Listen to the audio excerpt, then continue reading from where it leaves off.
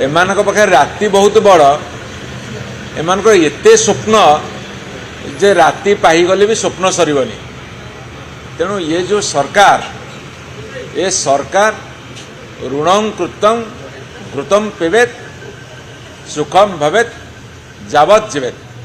ये बर्तमान ऋणर सरकार ऋण करी करी बजेट आकार बढ़े। गत वर्ष भी जो 2,90,000 कोटी टंकार बजेट देते ताकू एते पर्यंत खर्च कर पारे। एबे जो बजेट संख्या देइछंदी सेतिरे ऋणर परिमाण 60,000 कोटी टंकार अधिका अच्छी।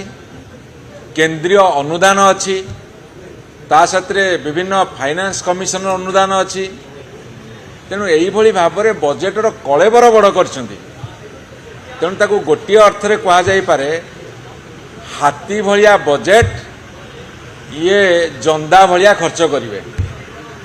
तेणु बजेट आकारटा बड़ जमिति गोटे विराट बेलून को पवन दे फुले दि जाए किंतु बेलून ओजन न थाए। ए बजेट ठीक से भाया हाथी भलिया बजेट पिंपुड़ी बा जंदा भलिया तांकर खर्च बेलून भलिया पवन पशिची किंतु ओजन नाही ए बजेट।